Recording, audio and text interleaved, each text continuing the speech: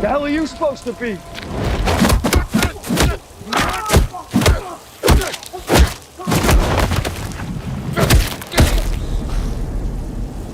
I'm vengeance.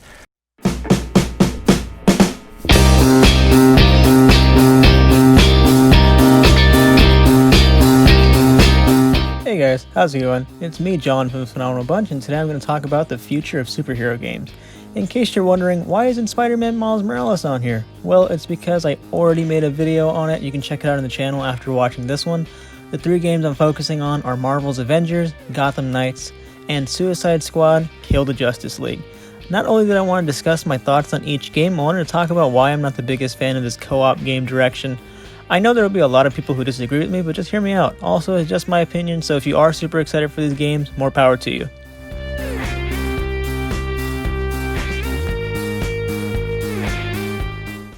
So, I wanted to get this one out of the way with first because I was never into this game to begin with. I tried to give this game a chance when the beta came out, but I ended up really disliking it. The A-Day mission was okay, but after that it went all downhill. The Hulk was so painfully boring to play as, and for the first time ever I experienced motion sickness when playing a video game.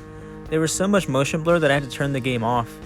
Some characters like Thor, Captain America, and Black Widow were okay, but the others were not engaging at all. The combat in this game isn't fluid, and there's not much you can do to get creative with your attacks. And of course, just as I expected, this game is going to be flooded with microtransactions. Hell no. Plus, it's a live service game, so more content will be added in the future. Maybe the devs will be able to fix some of the problems in terms of bugs, glitches, and the motion blur later on. But in the game's current state, I don't see myself picking up a copy anytime soon.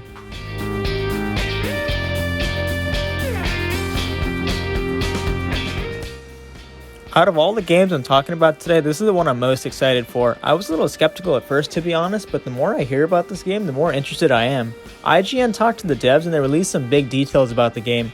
The most important one is that it's not going to be a game as a service like the Avengers. It's a full-on contained story, and it seems like we're going to get a lot of hours out of it.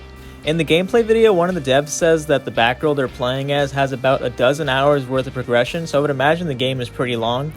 Also, there is no level gating, which is awesome. Enemy levels just shape the way you want to go about doing certain sections. The combat does look a little clunky, but it's a pre-alpha build, so it probably just needs to be more polished. Also, I really hope every character feels very different from one another. Bruce being quote-unquote dead is a little weird though, considering the Court of Owls have a big role in Bruce Wayne's life. I wonder if we'll see Lincoln March here, and I wonder if they are directly related to Batman's disappearance.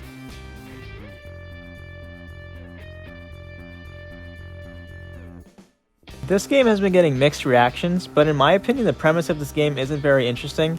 I was a little worried at first because I didn't want them to go in the already overdone evil Superman story, but as soon as I saw Brainiac's ship I knew what was coming next.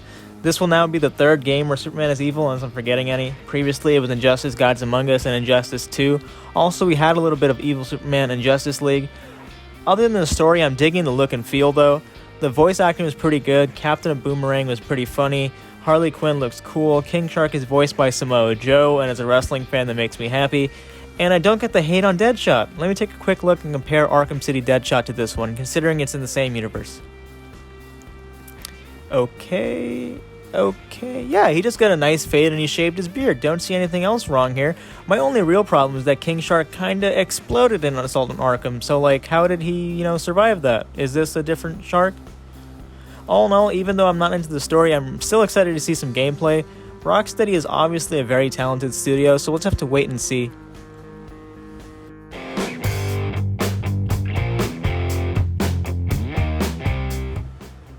Now, on to my thoughts on co-op games. They're cool and all, and I'm happy that we're also getting the option to play solo in these games. My issue is that studios can only really get away with it if the characters can't carry an entire story on their own. Like, I don't want a Captain Boomerang game or anything like that. However, I would love a game with Wonder Woman, Green Lantern, The Flash, Daredevil, or Black Panther. One of my biggest problems with the Avengers game is that almost every character in there can carry an entire game, especially Iron Man, Captain America, and the Hulk.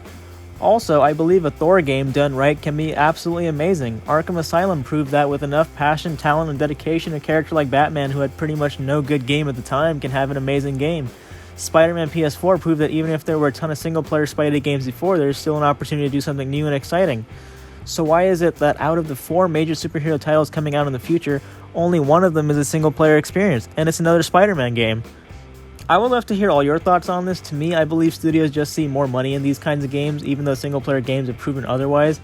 Maybe they see people buying more copies to play with friends, or more worrying to me that games like the Avengers have shown how much potential there is in monetizing co-op games. I'm not saying studios shouldn't make these kinds of games, but they shouldn't shy away from making single player ones either. It's really frustrating how Superman hasn't had his own Arkham or Spider-Man PS4. Spider-Man and Batman are 2 of my favorite superheroes of all time, and even I'm getting tired of seeing game after game featuring them. These titles are the future for now, and even though I'm interested, I'm still holding out hopes for games on characters who haven't had a chance to shine.